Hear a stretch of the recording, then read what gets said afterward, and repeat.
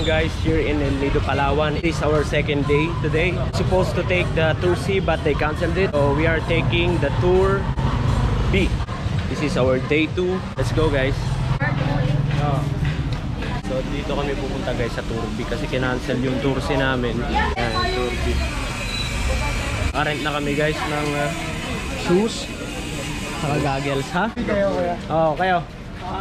Sige.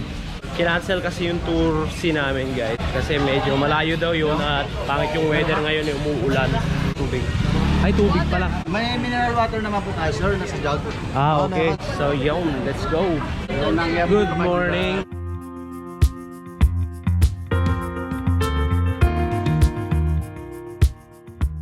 Tara guys. Kuya, ano tour kayo? B. This time na lang yung C sa D. So this is the main entrance guys. Kung pupunta kayo sa El Nido, ito yung makikita yung view agad. Yung magiging boat namin guys for today. Ito yung mga kasama natin guys. All the way from Ireland. Ayan.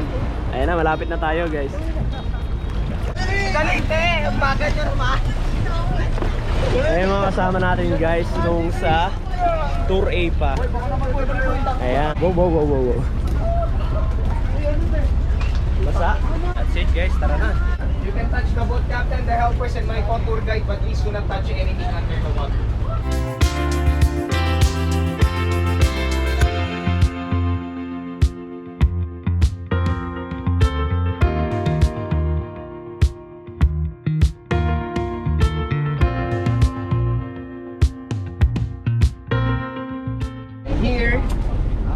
So we are here guys on our first destination, Taluna Beach. Snorkeling. But for non-good swimmers again, please wear your life jacket. Snorkeling muna tayo guys.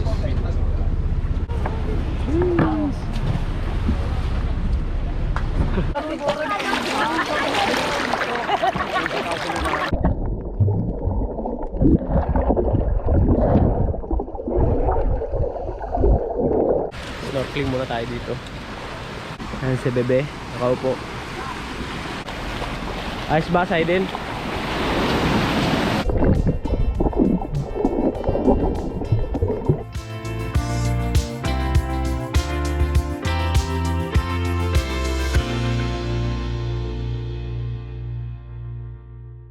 Just walk around here. Whoa. Daming tourists. So it is December right now guys. Kaya makikita nyo dami talagang tao dito.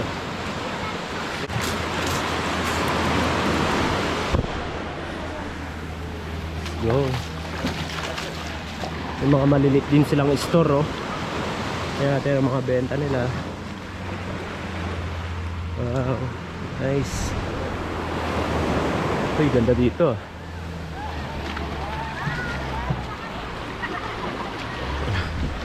Angas guys. Road trip.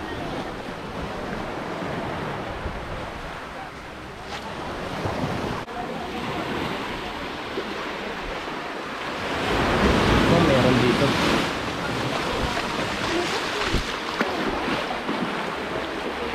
Ito na yung pinakasagad data guys. So ito natin yung pinakasagad guys ng Tour B. Yung sa first destination.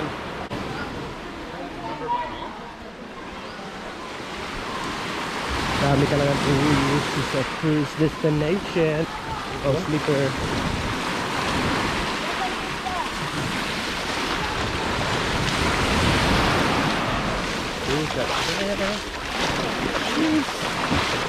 Ayan o. Oh, meron pang lagusan dun oh. Tricky siya oh. It's a tree. Not wavy. Ayan o. Wala lang mag-ingat guys.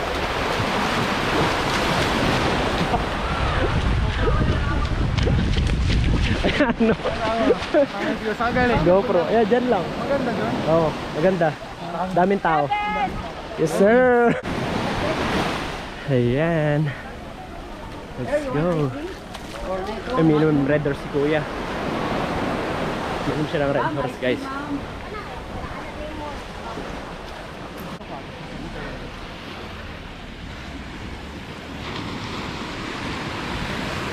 How's Palawan? It's good?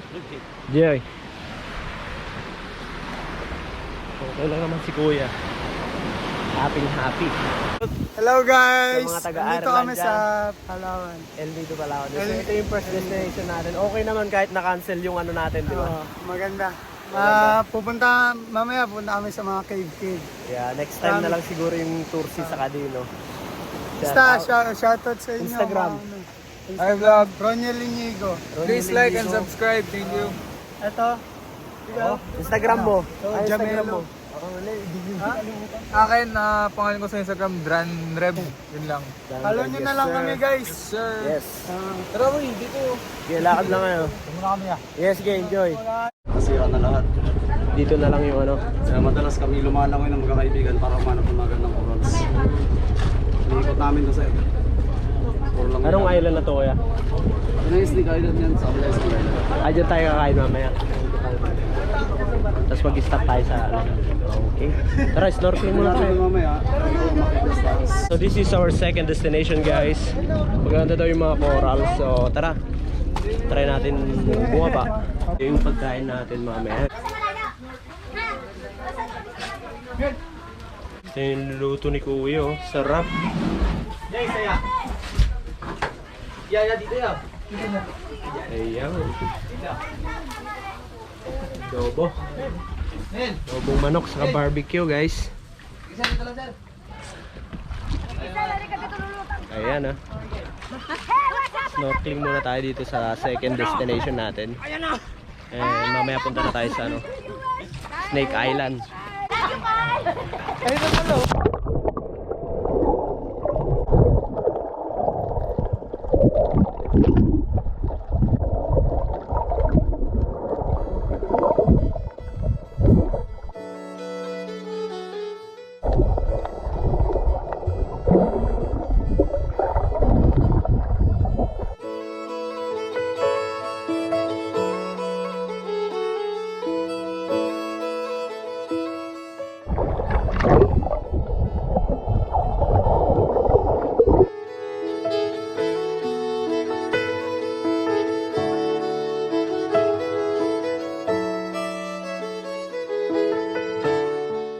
We are finally here, guys, on our third destination for today. Let's go and bebenta ng buko. Yes, sir. So this is our third destination for today, guys. And now let's fly our drone.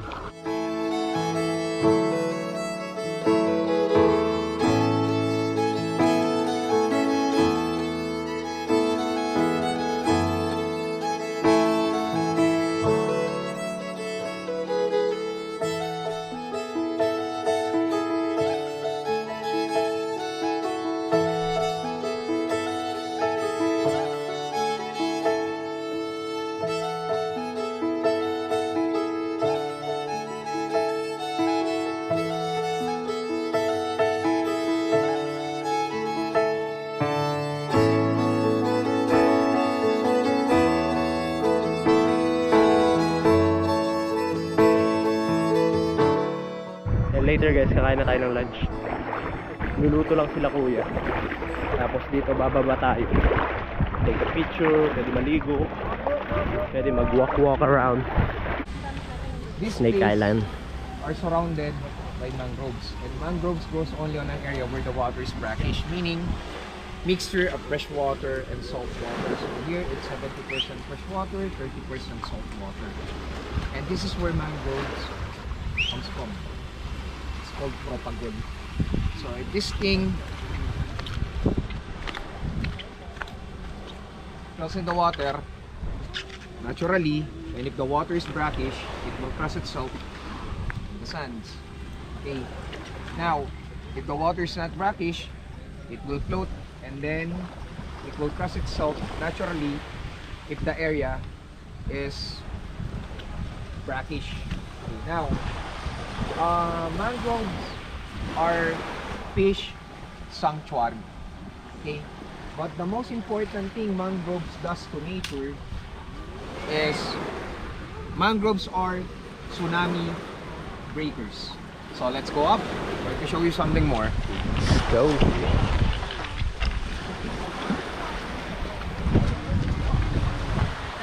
So, andito na tayo sa Snake Island, guys. This is our third destination for today. And may mga i-share lang si Kuya na history para may mga konting kaalaman tayo. May small grocery. Rocky.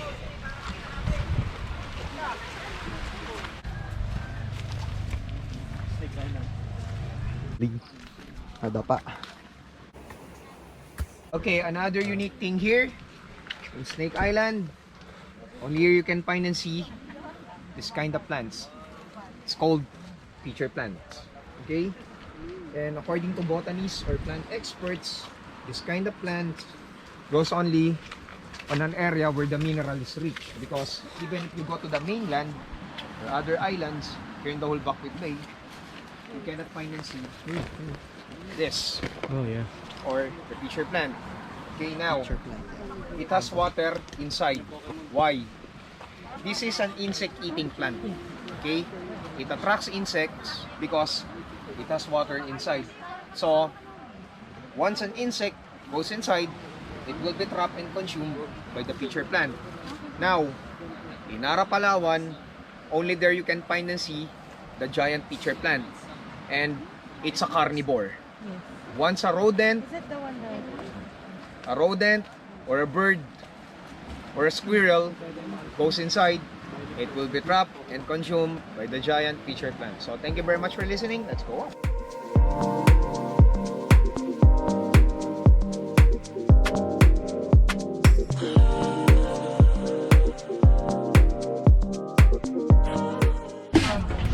That's it, guys. So we are taking our lunch here in the Snake Island, guys. So this is our third destination and we have 2 more left. Let's go eat some lunch.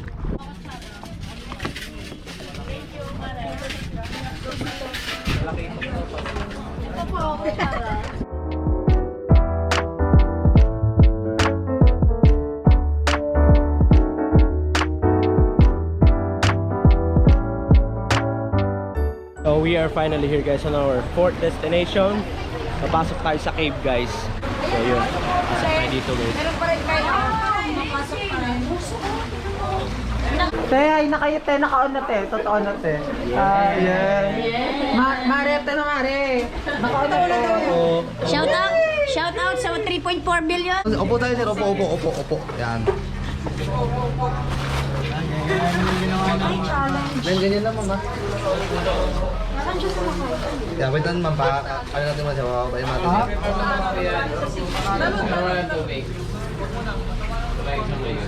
Muna kaya mahal. Sasapuin mo ko dun.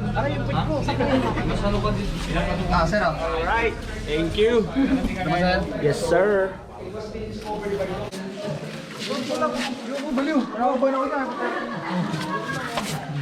Next. Dito po tayo. Dito na. Yes, sir. Wow. Look at that, guys. Ganda.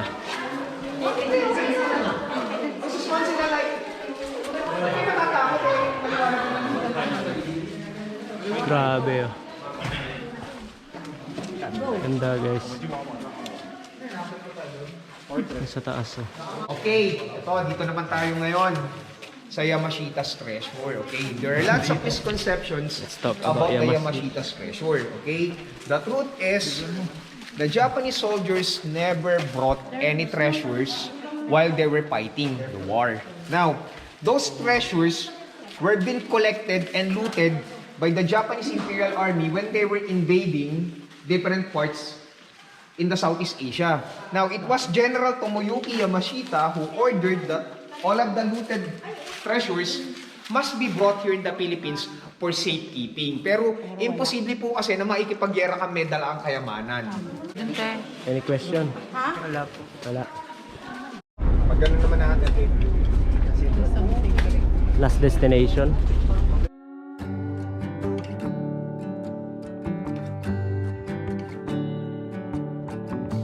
You feel like summer days to hope that we are meant to be. You say nothing at all when we meet, yet somehow I know your history.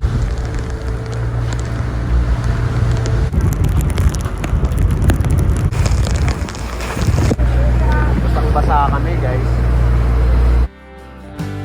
They all live here within this romance. I get the chance to stop the run and be the lucky one.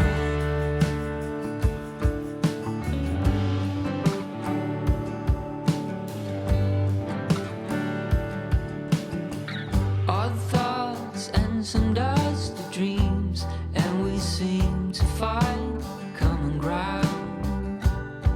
Guess everyone's got their own sound. I never cared much about. And that's it for today's video. Thank you for watching. Don't forget to like, share, subscribe. Peace.